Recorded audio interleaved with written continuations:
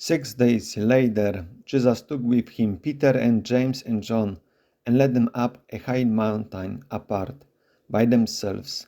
And he was transfigured before them, and his clothes became dazzling white, such as no one on earth could bleach them. And there appeared to them Elijah with Moses, who were talking with Jesus. Then Peter said to Jesus, Rabbi, it is good for us to be here. Let us make 3 tents, one for you, one for Moses, and one for Elijah. He did not know what to say, for they were terrified. Then a cloud overshadowed them, and from the cloud there came a voice. This is my son, the beloved. Listen to him. Suddenly, when they looked around, they saw no one with them anymore, but only Jesus. Good morning. Welcome to a short biblical reflection on the Gospel according to Mark chapter 9, verses from 2 up to 13.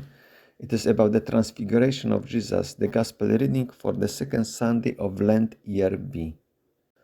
At the beginning, I just read what explicitly regards the Transfiguration. In the lectionary, there are also 2 verses from the following story when they are descending from the mountain.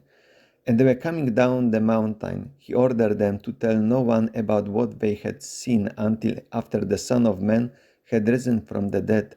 So they kept the matter to themselves, questioning what this rising from the dead could mean. However, it cut just in half the second story. We should read it entirely if we would like to add anything, because those 2 stories are also related, matching. Then they ask him, why do the scribes say that Elijah must come first? He said to them, Elijah is indeed coming first to restore all things. How then it is written about the Son of Man that he is to go through many sufferings and be treated with contempt? But I tell you that Elijah has come, and they did to him whatever they pleased, as it is written about him. In that way, we can see complementary. The Transfiguration of Jesus is the revelation of his glory, while in the following verses, when they are just disciples asking Jesus and Jesus explains them, now there is this revelation of Elijah which was mentioned among the 2, Elijah and Moses. Elijah representative of the prophets and Moses representatives of the law. Elijah, which according to Jewish tradition, as it is reflected in the statement of the disciples, why do the scribes say that Elijah must come first?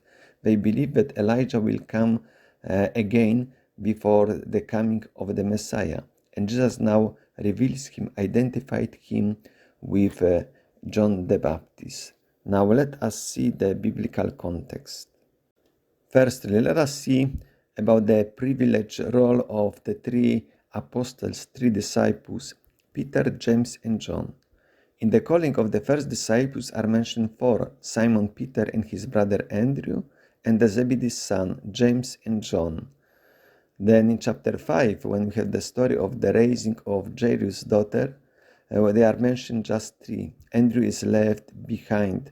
Let us read the following verses. While he was still speaking, some people came from the leader's house to say, Your daughter is dead. Why trouble teacher anymore? But overhearing what they said, Jesus said to the leader of the synagogue, Do not fear, only believe. He allowed no one to follow him except Peter, James, and John, the brother of James.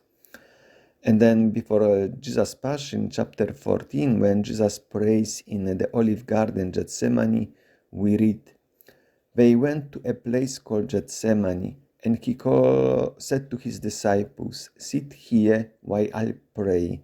He took with him Peter, James, and John, and began to be distressed and agitated. Those 3 disciples are in relevant places.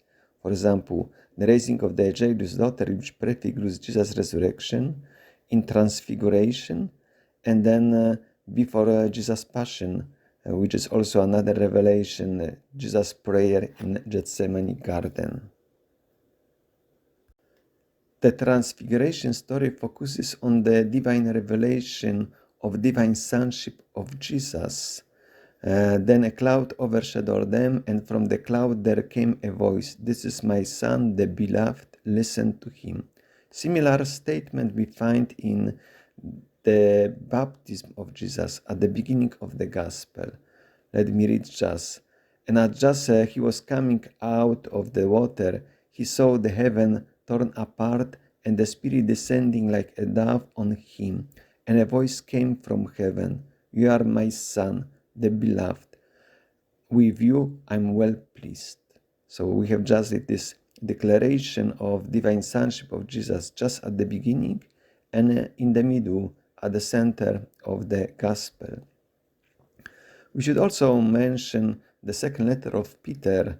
By the way, we also should point out that according to Christian tradition, Saint Mark wrote the proclamation of Peter because Saint Mark was with Saint Peter, and therefore Saint Mark wrote what Peter was preaching. And then in the second letter of Peter, we find reference to the Transfiguration. Peter states strongly that he was one of those eyewitnesses that they could see it. We did not follow clearly devised myths that when we made known to you the power and coming of our Lord Jesus Christ, but we had been eyewitnesses of his majesty. For he received honor and glory from God the Father when the voice was conveyed to him by the majesty glory, saying, "This is my Son, my beloved, with whom I am well pleased." We ourselves heard this voice come from heaven while we were with him on the holy mountain.